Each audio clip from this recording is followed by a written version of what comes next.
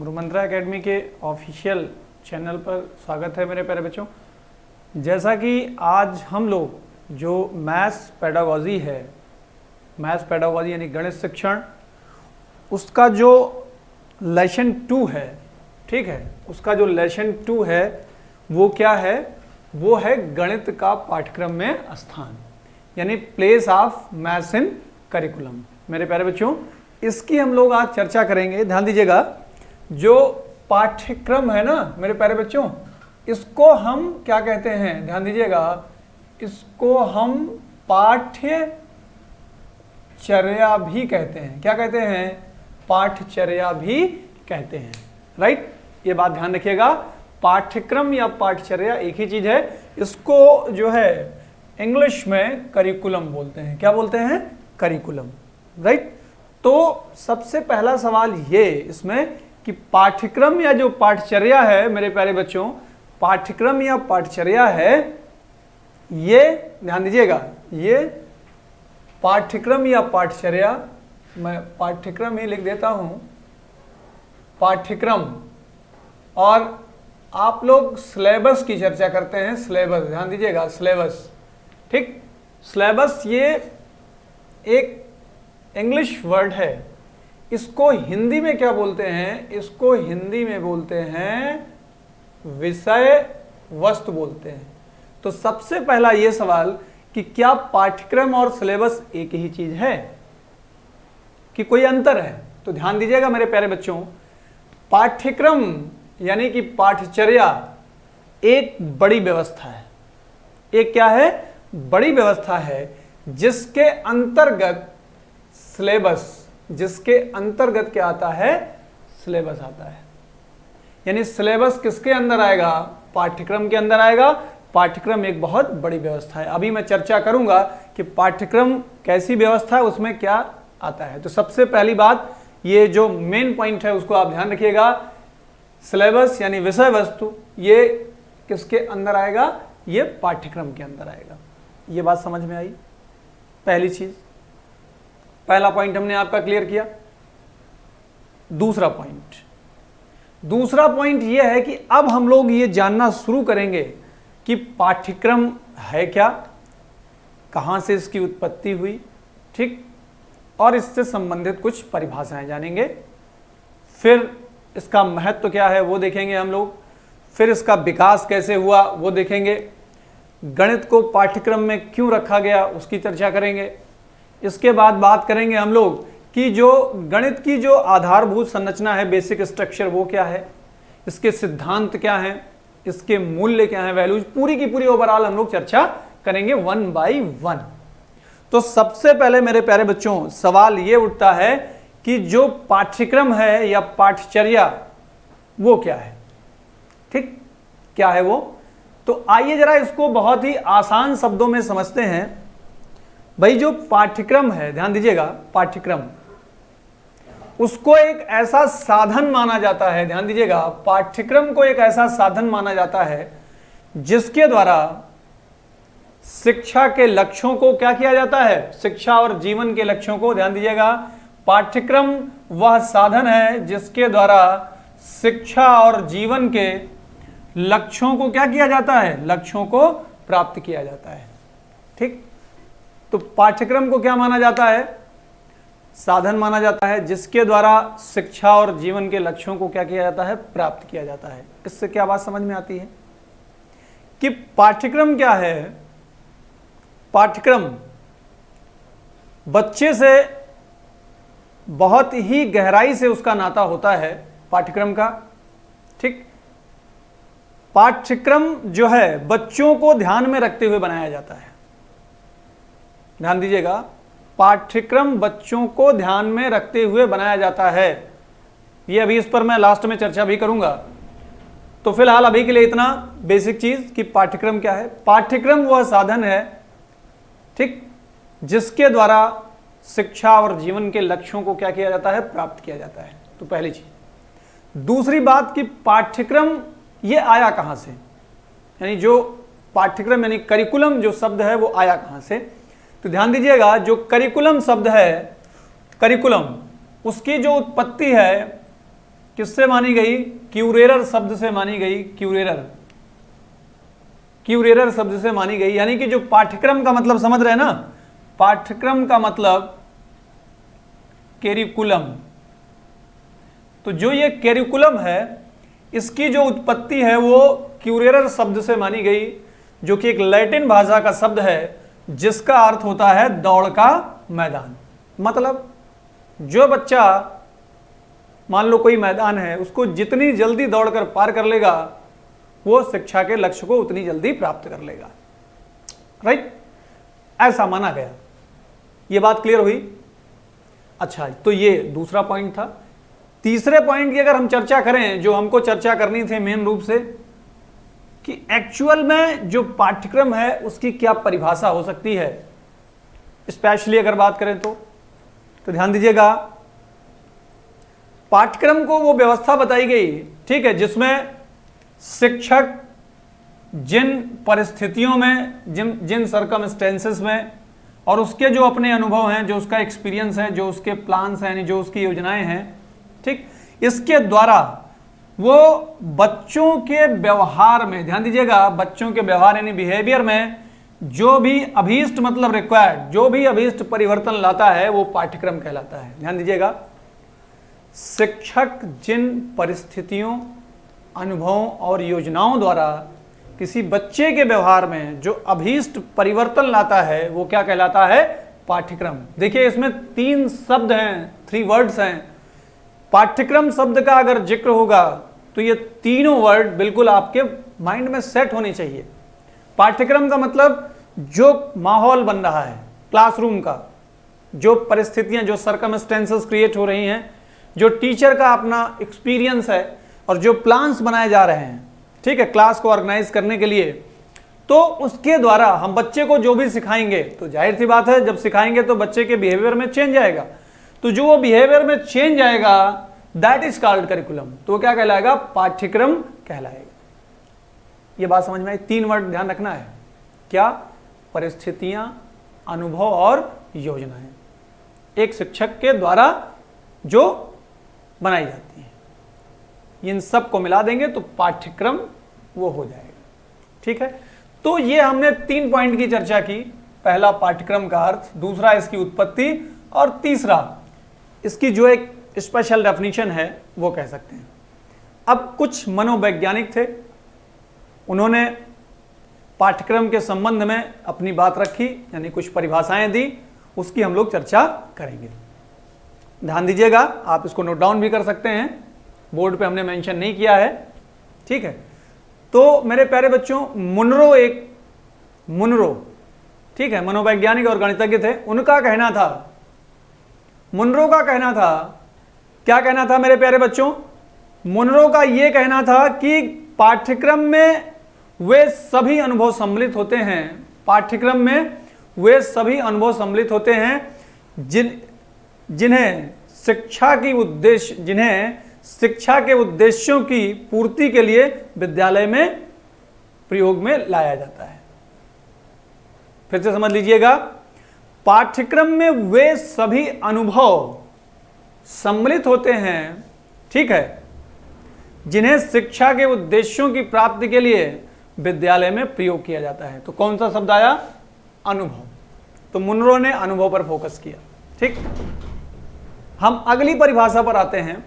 Went तथा क्राननबर्ग के अनुसार, तो वेंट तथा क्राननबर्ग का कहना था, ध्यान दीजिएगा, पाठ्यक्रम जो सिलेबस होता है, पाठ्यक्रम सिलेबस का वो सुव्यवस्थित स्वरूप होता है जिसके द्वारा बालक की आवश्यकताओं की पूर्ति की जाती है।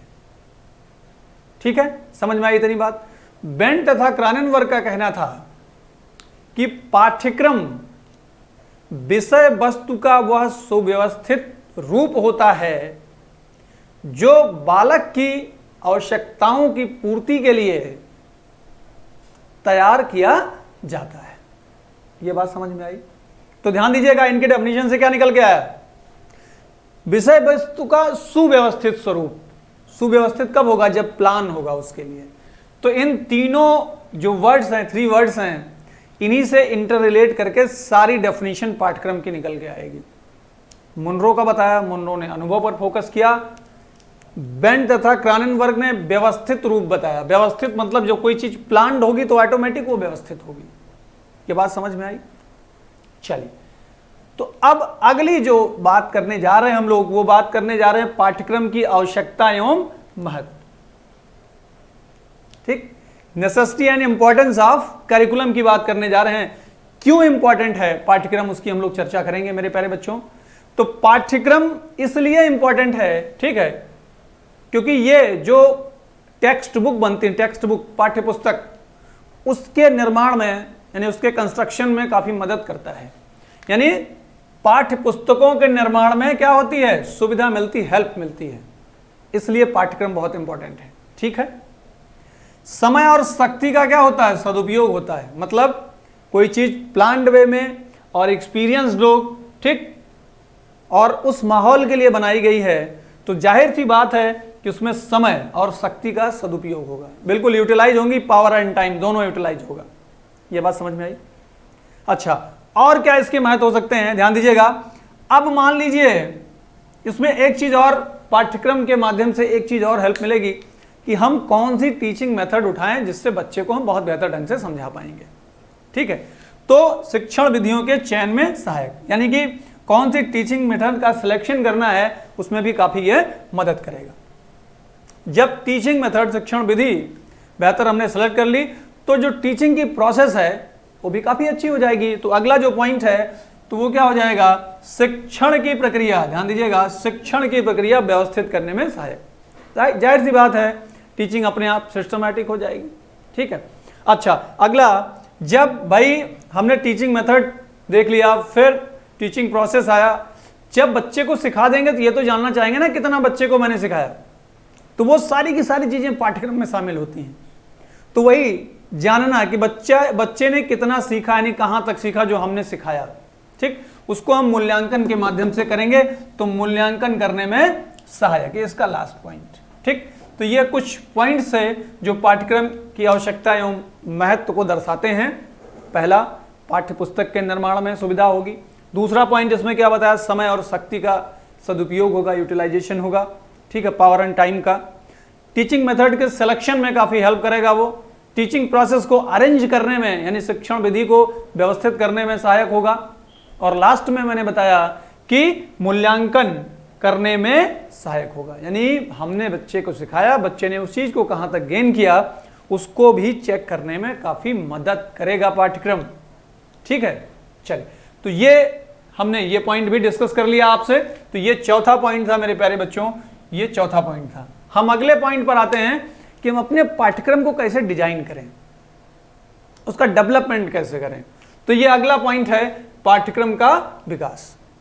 ठीक, तो हम लोग इसको बेसिक लेवल पर लेके चल रहे हैं, यानी प्राइमरी और जूनियर लेवल पर फोकस करते हुए चल रहे हैं। तो ध्यान दीजिएगा, बेसिक लेवल पर लेके चल रहे हैं, यानी बेसिक चीजों को। तो पाठ्यक्रम ऐसा डिजाइन होना चाहिए कि उसमें, ध्यान दीजिएगा, उसमें भाई जोड़, घटाना, गुणा, भाग ऐसा सिखाया गया हो कि बच्चा उसको बहुत आसानी से सीख ले मतलब उस पर उसका अधिकार हो जाए। ठीक, तो यानी कि जोड़ना, घटाना, गुणा करना, भाग करना, एडिशन, सब्सट्रैक्शन, मल्टीप्लिकेशन और डिवीजन, कम से कम एटलीस्ट इतना वो जान जाए कि अगर कोई चीज आए तो उसको अप्लाई करके उसको सॉर्ट आउट कर लिए। यानी कि इन सब की जो ऑपरेशंस हैं, जो क्रियाएं हैं, उसको बहुत अच्छे से आ जाए, ऐसा डेवलप करना है हमको पाठ्यक्रम। ठीक, मैथ में ये ध्यान रखना है। तो ये पहला पॉइंट था। अच्छा, इसमें जो दूसरा पॉइंट है उसमें क्या करना है कि जो प्रमुख मेजरमेंट, जो मेन मेजरमेंट यूनिट्स हैं, उसके बारे में भी बच्चे को अच्छी जानकारी होनी चाहिए। जैसे लीटर, मीटर, किलोग्राम, इन सब की जानकारी बच्चे को बहुत अच्छे से हो जानी चाहिए। ऐसा जो है क्या, ऐसा पाठ्यक्रम डेवलप करना है। ये बात क्लियर हुई? ठीक, अब क्या है, और जितनी भी बेसिक चीजें हैं भाई, जैसे कहा गया फंडामेंटल चीजें, जैसा कहा गया 5 आइटम थे, 5 आइटम और आ गए, 5 आइटम एंड 5 आइटम। इसका क्या मतलब, एंड का क्या मतलब, और का क्या मतलब, वो जुड़ जाएंगे। 10 आइटम थे, 5 आइटम कम हो गए, तो कम होने का मतलब वो माइनस हो जाएगा। गुना, टाइम्स का मतलब वो मल्टीप्लाई हो जाएगा, डिवाइड का मतलब उसका डिवीजन हो जाएगा। तो ये सब जो फंडामेंटल कंसेप्ट्स हैं, ध्यान दीजिएगा, फंडामेंटल जो एक कंसेप्ट्स हैं, जो ऑपरेशंस हैं, ऑपरेशंस तो आप जान ही रहे हैं, जोड़ना घटाना गुणा भाग, उसके रिगार्डिंग, और जो मेन शब्दावलियां हैं, जैसे मैं कहूं जमा करूं, तो जमा करूं का मतलब प्लस, घटा मतलब कम हो जाएगा, गुना मतलब गुणा हो जाएगा, विभाजन मतलब भाग हो जाएगा। तो जो बेसिक जो वर्ड पावर हैं उसकी भी जानकारी होनी चाहिए। ऐसा करिकुलम डेवलप करना है, ऐसा पाठ्यक्रम विकसित करना है। यह बात क्लियर हुई? चलिए, और क्या पाठ्यक्रम को ऐसा डेवलप करना है कि वो बच्चे की दैनिक जीवन यानी डेली लाइफ से वो इंटर रिलेट हो, कहीं ना कहीं वो जुड़ा हो, जिससे उसके जीवन में जो बेसिक जो प्रॉब्लम्स आती हैं, जो समस्याएं आती हैं, उसको सॉर्ट आउट कर ले, अपने आप सॉर्ट आउट कर ले। तो लास्ट पॉइंट ये है जीवन से संबंधित समस्याओं को हल करने में, यानी जो भी पाठ्यक्रम मैथ का डेवलप किया जाए उसको बच्चे की डेली लाइफ से जोड़ कर किया जाए, तो बच्चा उसको बहुत इजी गोइंग, बहुत अच्छे तरीके से कर लेगा। ये बात क्लियर हुई? तो पाठ्यक्रम का विकास कैसे करना है? जितनी बेसिक मैथमेटिकल ऑपरेशंस हैं, गणितीय संक्रियाएं हैं, जोड़ना घटाना गुणा भाग, ये बच्चे को अच्छे से आ जाना चाहिए। दूसरा, जितनी भी मापन इकाइयां हैं, मेजरमेंट यूनिट्स हैं, लीटर मीटर किलोग्राम, इसकी जानकारी बच्चे को हो जानी चाहिए। ऐसा करिकुलम डेवलप करना है, ऐसा पाठ्यक्रम डेवलप करना है। और अगली चीज, सबसे खास बात, जो बेसिक कंसेप्ट्स हैं, ऑपरेशंस हैं, जो वर्ड्स पावर हैं, जैसे जमा घटा गुणा विभाजन, ये सब बच्चे के बेसिक कंसेप्ट क्लियर होने चाहिए। और गणित का पाठ्यक्रम ऐसे डेवलप करना है कि बच्चे की डेली लाइफ से वो रिलेट हो, जिससे बच्चा उसको आसानी से सॉर्ट आउट कर ले। ठीक है? तो ये जो पांचवा पॉइंट था वो था पाठ्यक्रम का विकास, डेवलपमेंट ऑफ करिकुलम। अब अगले उस पर चलते हैं हम लोग कि गणित को पाठ्यक्रम में क्यों रखा जाए। सबसे बड़ा सवाल कि गणित को पाठ्यक्रम में क्यों रखा जाए। तो मैं आपको बता दूं, गणित को पाठ्यक्रम में इसलिए रखा जाता है जिससे बच्चे का जो बौद्धिक विकास है, बौद्धिक विकास यानी मेंटल डेवलपमेंट, जिससे बच्चे का बेहतर हो सके, इसलिए गणित को पाठ्यक्रम में रखा जाता है। अगर नहीं रखा जाए तो क्या होगा, यह भी सवाल हो सकता है। अगर नहीं रखा गया गणित को पाठ्यक्रम में तो क्या होगा, बच्चे का जो बौद्धिक विकास है वो अवरुद्ध हो जाएगा, यानी ब्लॉक हो जाएगा बच्चे का मेंटल डेवलपमेंट। बौद्धिक विकास क्या हो जाएगा, अवरुद्ध हो जाएगा बच्चे को। क्या है और क्या क्या रीजन हो सकते हैं, क्यों रखा जाए, इसकी चर्चा हम लोग करेंगे। गणित को पाठ्यक्रम में इसलिए रखा जाता है क्योंकि मैथ क्या है, एक लॉजिकल सब्जेक्ट है, तार्किक विषय है। तो उससे बच्चे के अंदर क्या होगा, तार्किक दृष्टिकोण यानी लॉजिकल पॉइंट ऑफ व्यू बच्चे के अंदर डेवलप होगा अगर गणित को पाठ्यक्रम में रखा गया। क्यों? क्योंकि भाई मैथ का मतलब लॉजिक, सीधी सी बात है। दूसरा पॉइंट क्या होगा, और दूसरी चीज क्या होता है कि भाई जो मैथ है ना, उसका ह्यूमन लाइफ से बड़ा क्लोज रिलेशन होता है। भाई कोई बिजनेस कर रहे हैं, कोई आइटम लेने जा रहे हैं, सब जगह जोड़ना घटाना तो होता ही होता है। तो मानव जीवन से बड़ा क्लोज रिलेशन होता है, इसलिए इसको रखा जाता है। ठीक है? चलिए अगला, नेक्स्ट, मैथ जानते ही आप एक लॉजिकल सब्जेक्ट है, लेकिन चीजें क्या होंगी, बिल्कुल सिस्टमैटिक होंगी, क्रमबद्ध होंगी। राइट? क्रमबद्ध रूप से ज्ञान ग्रहण करने की जो हैबिट होगी वो डेवलप होगी आपके अंदर। लॉजिक मतलब भाई, लॉजिक का मतलब कोई चीज सिस्टमैटिक होगी तभी उसमें लॉजिक होगा। राइट? चलिए, तो बाकी अगला क्या होता है कि जाहिर सी बात है, जब बौद्धिक विकास होगा, जब आपको समाज कहेगा बहुत बेहतर, बहुत अच्छा बच्चा है, तो उसमें एक चीज होता है कि इसके माध्यम से ऐसा माना जाता है कि बच्चे का कैरेक्टर और मोरल दोनों डेवलप होता है। ध्यान दीजिएगा, इसलिए गणित को पाठ्यक्रम में रखना बहुत जरूरी है, यानी कि बच्चे का चरित्र निर्माण और नैतिकता या नैतिक विकास में बहुत सहायता मिलती है गणित को पाठ्यक्रम में रखने से। तो गणित को पाठ्यक्रम में क्यों रखा जाए, मेन उसका रीजन है कि बच्चे का मेंटल डेवलपमेंट होता है, इससे बेहतर इसलिए रखा जाता है। और उसी के संबंध में कहें तो बच्चे के अंदर जो लॉजिकल पॉइंट ऑफ व्यू, तार्किक दृष्टिकोण पैदा होते हैं, इसलिए रखा जाता है। मानव जीवन से इसका बहुत क्लोज रिलेशन होता है, जैसे आप जानते ही हैं। ठीक है, जैसा कि आपको पता है। और तीसरे नंबर की बात कि इसमें सारी चीजें बिल्कुल सिस्टमैटिक होती हैं, इसलिए जो है इसको पाठ्यक्रम में रखा जाए। और आखिरी पॉइंट, इससे बच्चे के अंदर चरित्र निर्माण और नैतिकता का विकास होता है। नैतिकता का मतलब क्या गलत है क्या सही, वो लॉजिक के बिहाफ पर ये डिसाइड कर लेगा और चीजों को आगे सिस्टमैटिक करेगा। ये बात समझ में आई?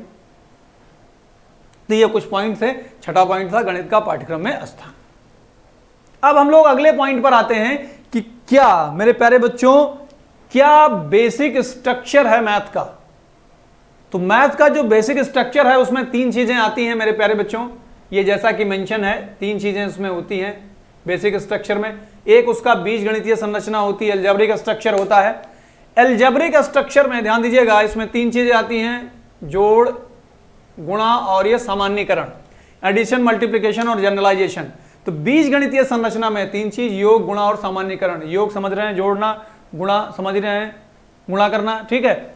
सामान्यीकरण क्या होता है? सामान्यीकरण ये होता है मेरे प्यारे बच्चों, किसी समस्या का समाधान कम पदों में करना सामान्यीकरण कहलाता है। ये बात समझ में आई? इस समस्या का समाधान अगर मिनिमम नंबर ऑफ स्टेप्स में कर रहे हैं तो वो सामान्यीकरण कहलाएगा। ठीक है, ये बात क्लियर हुई? चलिए, अब दूसरा जो है तल रूप संरचना है। तल रूप संरचना, ठीक है, प्लेन स्ट्रक्चर है। इसमें क्या आएगा? इसमें यह आएगा मेरे प्यारे बच्चों, इसमें सीमा यानी लिमिट की बात होगी, समीपता या निकटता, अप्रोक्सीमेशन की बात होगी। ठीक, अब इन दोनों चीजों को समझ लीजिए। सीमा मतलब क्या? लिमिट मतलब जैसे कहा जाए कि कोई आइटम लेने गए हैं आप 100 और 200, मान लो आप आइटम लेने गए हैं, कोई बिस्किट ही लेने गए हैं, उसकी रेंज आप कह रहे हैं कि भाई 100 से 200 के बीच होना चाहिए हमको जो आइटम चाहिए। ठीक है, कोई भी आइटम आप लेने गए, तो मान लीजिए बिस्किट ही लेने गए, तो उसमें मिनिमम 100 होगा और मैक्सिमम कितना होगा? 200। तो ये लिमिट है कि कम से कम 100 रुपए का मिलेगा और अधिक से अधिक 200 का मिलेगा। तो 100 ये निम्न सीमा हो जाएगी, लोअर लिमिट, और 200 क्या हो जाएगी? अपर लिमिट हो जाएगी। मतलब कम से कम 100 में और ज्यादा से ज्यादा 200 में। तो ये इसकी लिमिट हो जाएगी। क्या हो जाएगी? ये इसकी लिमिट हो जाएगी। आई बात समझ में?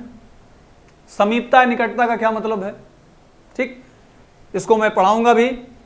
समीपता निकटता क्या है आपके जो है अर्थमेटिक पोर्शन में। इसमें क्या है, जैसे मैंने कहा कि 690 ये किसके समीप है?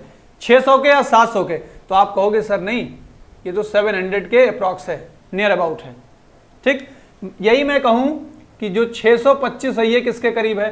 तो कहोगे सर 625 तो ये 600 के करीब है, यानी इसके निकट है या समीप है। राइट, ये बात क्लियर हुई? तो ये समीपता या निकटता। ठीक, इसको हम लोग समझेंगे अर्थमेटिक वाले पोर्शन में और अच्छे से, लेकिन फिलहाल अभी हमने बेसिक आइडिया आपको दे दिया। क्रमिक संरचना, ठीक, सीक्वेंशियल स्ट्रक्चर का क्या मतलब है? भाई सीक्वेंस में कोई चीज होगी, या तो बड़ी होगी या तो छोटी होगी। ये बात समझ में आ रही? जैसे मैंने लिखा, ये लिख दिया 23, 24, 25 ऐसे सो ऑन। तो क्या है? 24 23 से बड़ा है, 24 क्या है? 23 से बड़ा है, लेकिन 23 24 से छोटा है। तो छोटा बड़ा कब होगा? जब कोई चीज सीक्वेंस में होगी। तो ध्यान रखिएगा, कहने का मतलब अलजेब्रिक स्ट्रक्चर में एडिशन, मल्टीप्लिकेशन और जनरलाइजेशन है, योग, गुणा और सामान्यीकरण है। तल रूप में क्या है? प्लेन स्ट्रक्चर में क्या है? सीमा है यानी लिमिट है, और समीपता है, निकटता है, अप्रोक्सीमेशन है। क्रमिक संरचना छोटा बड़ा, कोई चीज सीक्वेंस में रहेगी तो छोटा बड़ा बिल्कुल होगा। यह बात इतनी क्लियर हुई? चलिए, अब ये 7वां पॉइंट था। 8वें पॉइंट पर आते हैं, पाठ्यक्रम की रचना एवं निर्माण के सिद्धांत, यानी principles of formation and construction of curriculum, उसकी हम लोग बात करने जा रहे हैं मेरे प्यारे बच्चों। तो क्या है वो? सारे जो प्रिंसिपल्स हैं वो चाइल्ड सेंटर्ड हैं, ये तो आपको पता ही है। तो उसमें सबसे पहले पाठ्यक्रम को बनाते समय फ्लेक्सिबिलिटी का विशेष ध्यान रखा जाता है, लचीलेपन का सिद्धांत। ध्यान दीजिएगा, लचीलेपन का सिद्धांत। ठीक, तो ये लचीलेपन का सिद्धांत, ध्यान दीजिएगा, लचीलापन, फ्लेक्सिबल होनी चाहिए चीजें। दूसरा, क्रियाशीलता का सिद्धांत, बिल्कुल उसमें कुछ एक्टिविटी बेस्ड चीजें होनी चाहिए।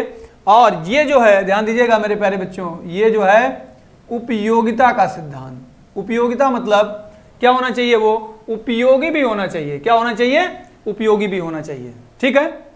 और हाँ, एक चीज पाठ्यक्रम को बनाते समय या डेवलप करते समय ये जरूर ध्यान रखा जाए कि टीचरों से एडवाइस जरूर ली जाए। तो उसी के संबंध में यहां कह दिया गया कि अध्यापकों से राय लेने का सिद्धांत। किससे, यह है अध्यापकों से राय लेने का सिद्धांत। यह बात क्लियर हुई, एडवाइस जरूर लेंगे क्योंकि वही टीचर बेहतर बता पाएगा, क्योंकि क्लास में पढ़ाता है तो वही बता पाएगा कौन सी चीजें आपको बेहतर ढंग से रखनी है। राइट, यह बात समझ में आई। चलिए अब जरा इसमें देखना मेरे प्यारे बच्चों, सहसंबंध का सिद्धांत क्या होगा।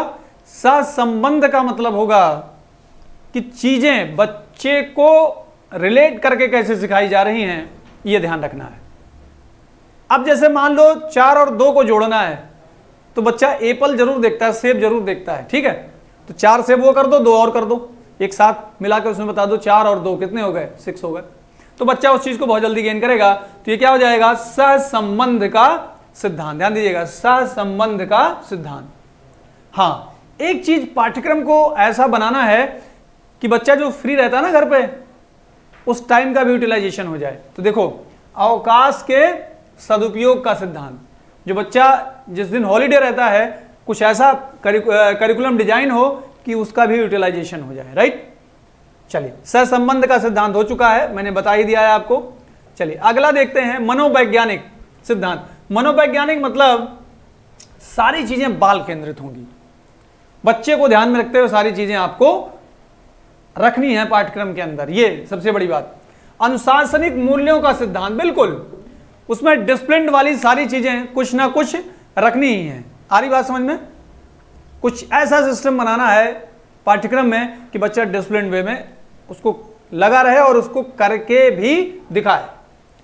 तो ये कुछ चीजें जो पाठ्यक्रम को बनाते समय, ठीक है, ध्यान में रखनी है। क्या ध्यान रखनी है, पाठ्यक्रम लचीला होना चाहिए, फ्लेक्सिबल होना चाहिए। दूसरा क्या होना चाहिए, उसमें एक्टिविटी बेस्ड होना चाहिए, क्रियाशीलता आधारित होना चाहिए, उपयोगी होना चाहिए, ठीक है, यूटिलिटी बेस्ड होना चाहिए।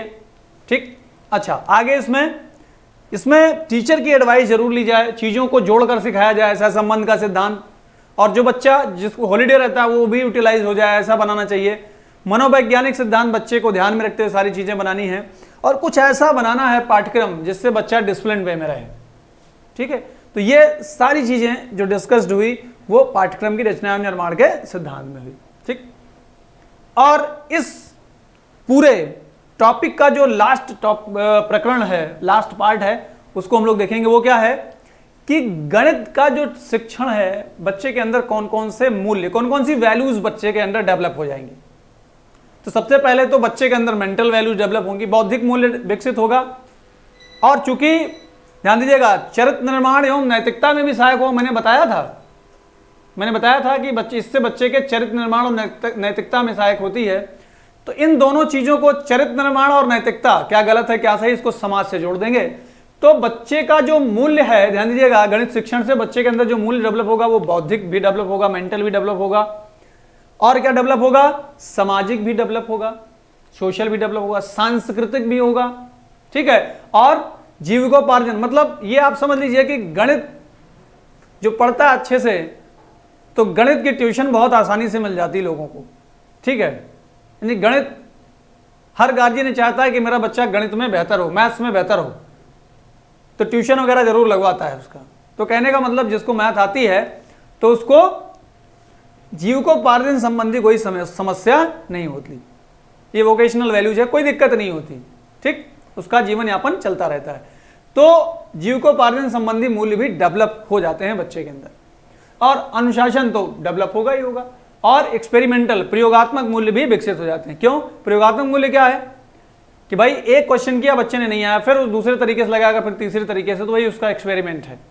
तो ये सारी की सारी वैल्यूज बच्चे के अंदर ऑटोमेटिक डेवलप हो जाती हैं।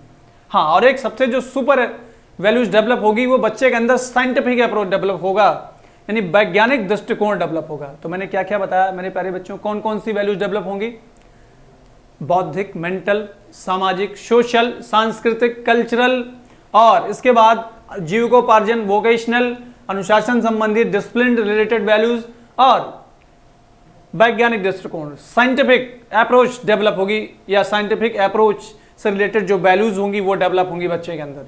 ये बात क्लियर हुई। तो ये ओवरऑल जो मैंने डिस्कस किया मेरे प्यारे बच्चों, तो ये मैंने डिस्कस किया कि गणित का पाठ्यक्रम में स्थान। ठीक है, अब मैं थोड़ा साइड हो जाता हूं, तो आप इसका स्क्रीनशॉट भी ले सकते हैं, जो मैंने चीजें सब समझाई आपको मेरे प्यारे बच्चों।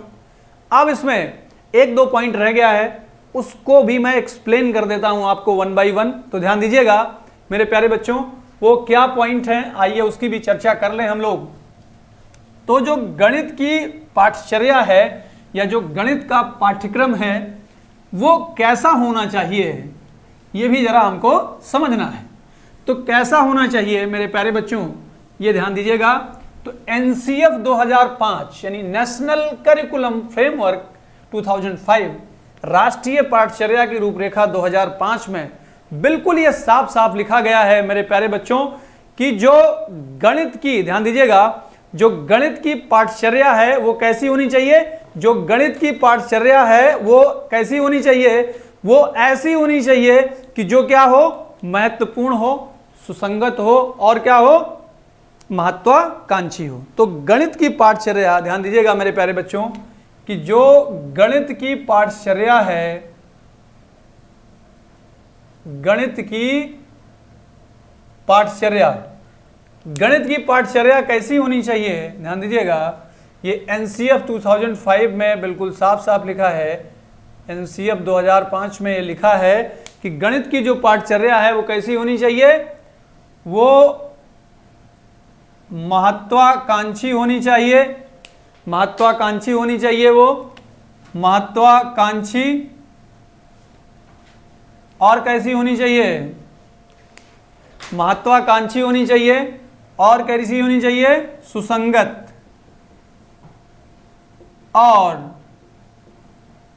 क्या होनी चाहिए, महत्वपूर्ण होनी चाहिए। तो गणित की पाठचर्या महत्वाकांक्षी होनी चाहिए, सुसंगत होनी चाहिए, महत्वपूर्ण होनी चाहिए। तीन चीजों पर फोकस किया गया है, ध्यान दीजिएगा, महत्वाकांक्षी, सुसंगत और महत्वपूर्ण। तो महत्वाकांक्षी का क्या मतलब है, महत्वाकांक्षी का मतलब यह है मेरे प्यारे बच्चों कि जो गणित का शिक्षण है, गणित का शिक्षण, ठीक, वो उच्च लक्ष्य, उच्च लक्ष्य की प्राप्ति का प्रयास करे,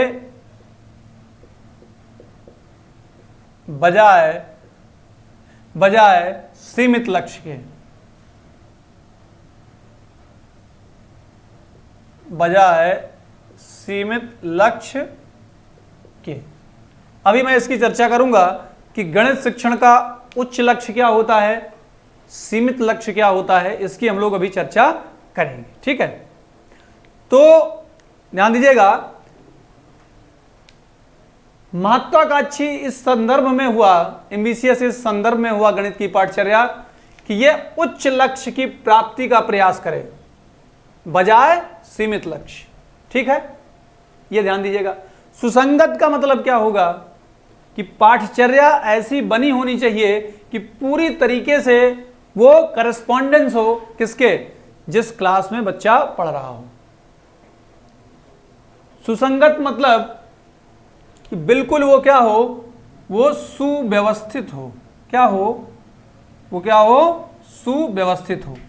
महत्वपूर्ण हो मतलब, महत्वपूर्ण का मतलब समझ रहे हैं आप कि वो उपयोगी हो, बच्चों के संदर्भ में क्या हो, वो उपयोगी हो। ये बात समझ में आई, ये बात सबको क्लियर हुई। तो ये एक इंपॉर्टेंट पॉइंट था।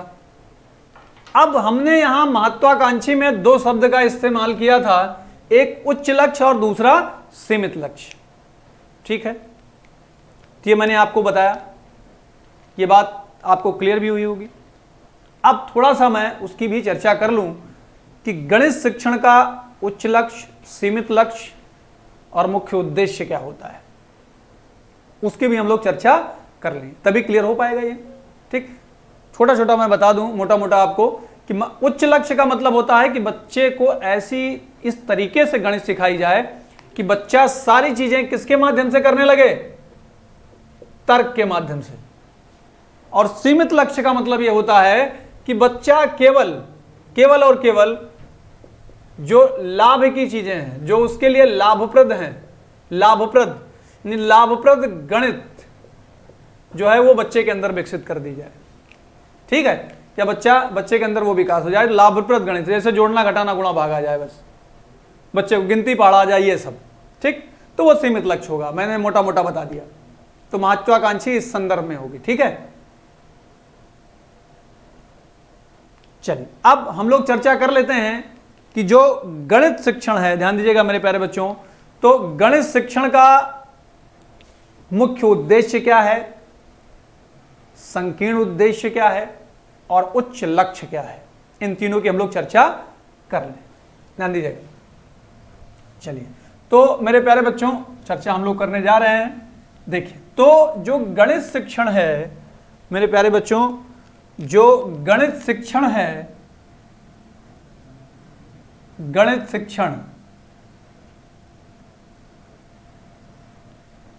शिक्षण का जो मुख्य उद्देश्य होता है, मुख्य उद्देश्य, मेन ऑब्जेक्टिव, वो क्या है? तो गणित शिक्षण का जो मुख्य उद्देश्य है वो ये बताता है कि हमको क्या करना है कि बच्चों में क्या करना है, बच्चों में कौन सी क्षमता विकसित करनी है। ध्यान दीजिएगा, बच्चों में क्या करना है, बच्चों में हमको क्या करना है, बच्चों की गणितीयकरण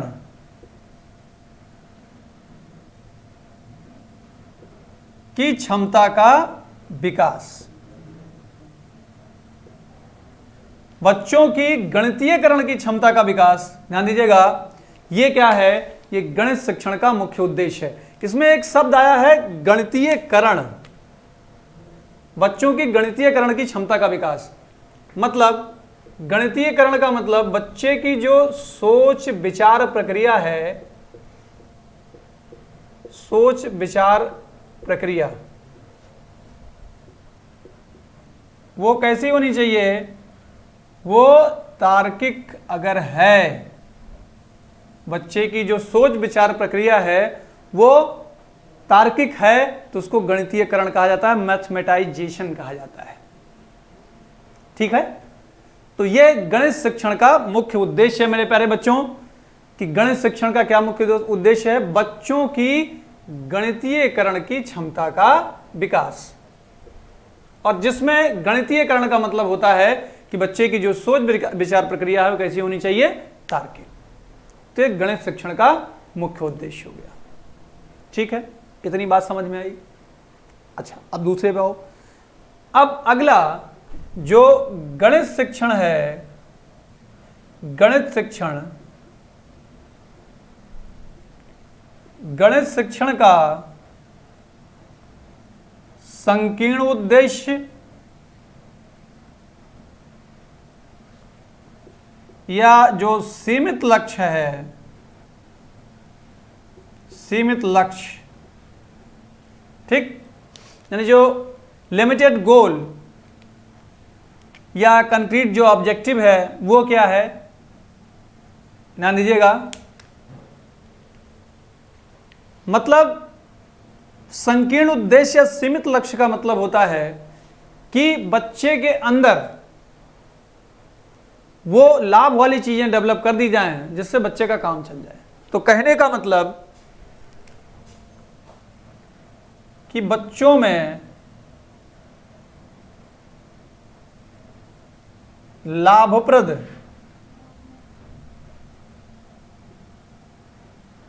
क्षमताओं का विकास, यह गणित शिक्षण का संकीर्ण उद्देश्य या सीमित लक्ष्य। इसमें क्या क्या होगा, इसमें बच्चे के अंदर अंक ज्ञान संबंधी बच्चे को जानकारी हो जाए। अंक ज्ञान संबंधी मतलब बच्चे को गिनती पहाड़ा आ जाए, काउंटिंग नंबर टेबल वगैरह आ जाए सब, ठीक है। स्थानीय मान यानी प्लेस वैल्यू, इन सब की जानकारी हो जाए। दूसरी चीज इसमें क्या होगा कि बच्चों को गणितीय संक्रियाओं यानी मैथमेटिकल ऑपरेशंस, जोड़ना, घटाना, गुणा करना, भाग करना, इन सब की जानकारी हो जाए। बच्चे को दशमलव की जानकारी हो जाए, बच्चे को प्रतिशत की जानकारी हो जाए, परसेंटेज की जानकारी हो जाए। अगर इतनी जानकारी बच्चे को हो गई तो ये मान लिया जाता है कि बच्चे के अंदर जो बेनिफिशियल्स कैपेसिटीज हैं वो डेवलप हो गई, लाभप्रद क्षमताओं का विकास। मतलब अंक ज्ञान संबंधी समझ रहे ना, बच्चे को गिनती आ जाए, गिनती, बच्चे को क्या आ जाए, ध्यान दीजिएगा, बच्चे को गिनती और पहाड़ा यानी गिनती पहाड़ा आ जाए बच्चे को, काउंटिंग नंबर्स और टेबल वगैरह आ जाए, अंक ज्ञान संबंधी जानकारी हो जाए, गणितीय संक्रियाओं मैथमेटिकल ऑपरेशंस पर उसका अधिकार हो जाए, पकड़ हो जाए, जोड़ना, घटाना, गुणा, भाग, डेसिमल वाली चीजें आ जाए, दशमलव वाली, प्रतिशत यानी परसेंटेज वाली चीजें आ जाए, ठीक। तो ये गणित शिक्षण का संकीर्ण उद्देश्य या सीमित लक्ष्य होता है,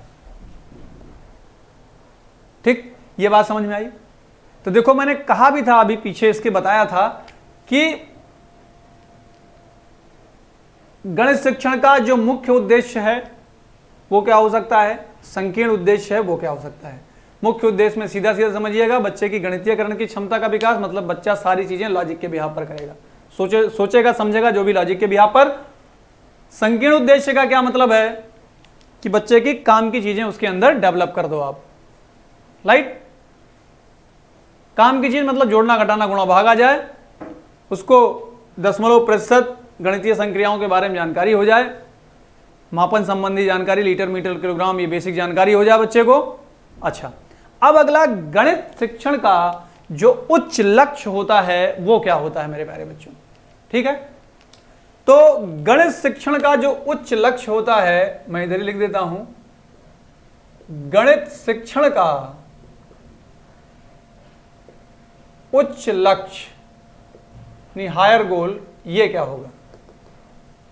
तो गणित शिक्षण का उच्च लक्ष्य क्या कहता है मेरे प्यारे बच्चों, ठीक है, क्या कहता है कि बच्चों के संसाधनों को इस प्रकार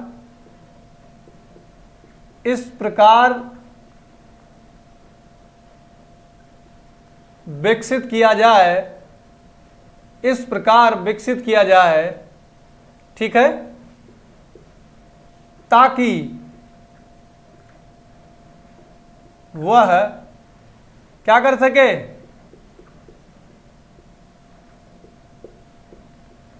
गणितीय ढंग से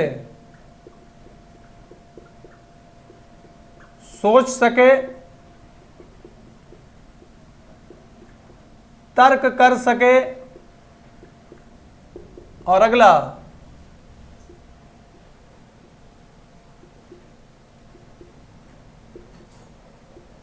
मान्यताओं के तार्किक परिणाम निकाल सके, और लास्ट अमूर्त को समझ सके, अमूर्त को समझ सके। ये बात समझ में आई। मतलब गणित शिक्षण का उच्च लक्ष्य जो हायर गोल ये कहता है कि बच्चे के जो रिसोर्स हैं, जो भी संसाधन हैं, उसको आपको ऐसे डेवलप करना है कि बच्चा क्या करे, गणितीय ढंग से सोच सके। गणितीय ढंग से मतलब समझ रहे ना, जो लॉजिक्स हैं उसके बिहाफ पर वो थिंक करे, किसी प्रॉब्लम के आने पर गणितीय ढंग से सोच सके, तर्क कर सके, यानी आर्गू भी लॉजिक के बिहाफ पर करे, और मान्यताओं के जो रिजल्ट्स हैं, रिजल्ट्स मतलब जैसे पाइथागोरस थ्योरम हुआ, ट्रायंगल्स की प्रॉपर्टीज हैं, त्रिभुज के जो गुण हैं, जो सर्कल है, वृत्त है, उसकी जो प्रॉपर्टीज हैं, राइट। तो इनका जो रिजल्ट है उस पर भी वो लॉजिक बना सके, वही तार्किक परिणाम निकाल सके, लॉजिक उसका बन जाए उस पर, और अमूर्त को समझ सके, यानी जो अब्स्ट्रैक्ट चीजें हैं उसको भी अंडरस्टैंड कर सके। भाई क्वेश्चन हमारे सामने आता है, कोई प्रॉब्लम आती है तो पता तो होता नहीं ना उसमें क्या क्या चीजें हैं और कैसे सॉर्ट आउट होंगी, ये तो नहीं पता होता ना। लेकिन हाँ, क्वेश्चन देखने पर यह जरूर समझ में आता है हमको कि इसका लॉजिक कैसे होगा और इसको कैसे हम लोग सॉल्व करेंगे। तो वही चीज अमूर्त होती है जो हमको दिखती नहीं है। यह बात क्लियर हुई? तो कुल मिला के मेरे प्यारे बच्चों, अगर हम बात करें इसकी, तो गणित शिक्षण का उच्च लक्ष्य ये कहता है कि जो भी चीज होगी बच्चे के पास, उसको ऐसे डेवलप कर दें कि बच्चा सारी चीजें किसके माध्यम से करने लगे, बच्चा सारी चीजें किसके माध्यम से करने लगे, बच्चा सारी चीजें किसके माध्यम से करने लगे, लॉजिक के माध्यम से। लॉजिक समझ रहे हैं? लॉजिक का मतलब बच्चा सारी चीजें तर्क के बिहाफ पर करने लगे, ठीक, तर्क के बिहाफ पर करने लगे। यह बात क्लियर हुई? तो मैंने तीनों बता दिए आपको। पहला बताया गणित शिक्षण का मुख्य उद्देश्य, दूसरा बताया गणित शिक्षण का संकीर्ण उद्देश्य, और जो तीसरा बताया वो गणित शिक्षण का उच्च लक्ष्य। ये इतना इंपॉर्टेंट है, ये वेरी वेरी इंपॉर्टेंट है, वेरी वेरी इंपॉर्टेंट। ये जो मैंने लिखा है ये सीधी सीधी सब एनसीएफ 2005 की ये लाइनें हैं मेरे प्यारे बच्चों। एक क्वेश्चन बिल्कुल इससे श्योर है कि आना तय है, एक क्वेश्चन इससे जरूर आता है।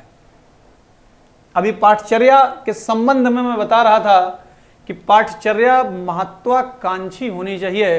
तो महत्वाकांक्षी का मतलब वो गणित शिक्षण का उच्च लक्ष्य प्राप्त करे बजाय सीमित लक्ष्य के। उच्च लक्ष्य का मतलब बच्चे को ऐसी मैथ सिखाई जाए कि बच्चा सारी चीजें तर्क के बिहाफ पर करने लगे, लॉजिक के बिहाफ पर। सीमित लक्ष्य का मतलब है बच्चे की काम की चीजें, लॉजिक से उसका कोई मतलब नहीं, जोड़ना घटाना गुणा भाग आ जाए, बस गिनती पहाड़ा आ जाए बस। तो ऐसा नहीं करना है, बच्चे को ऐसी मैथ नहीं सिखानी, बच्चे को ऐसी मैथ सिखानी है कि बच्चा सारी चीजें लॉजिक के बिहाफ पर करे। तो ऐसी पाठचर्या होनी चाहिए, वो हम डिस्कस कर रहे थे। ये बात क्लियर हुई?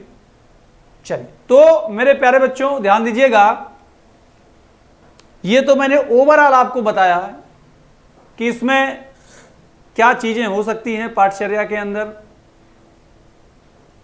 पूरा फुल डिटेल हमने डिस्कशन किया। अभी आपको ये वीडियो लेक्चर्स मिल रहे हैं थ्योरी वाले, ठीक है, बाद में हम लोग इन पर प्रैक्टिस भी कराएंगे।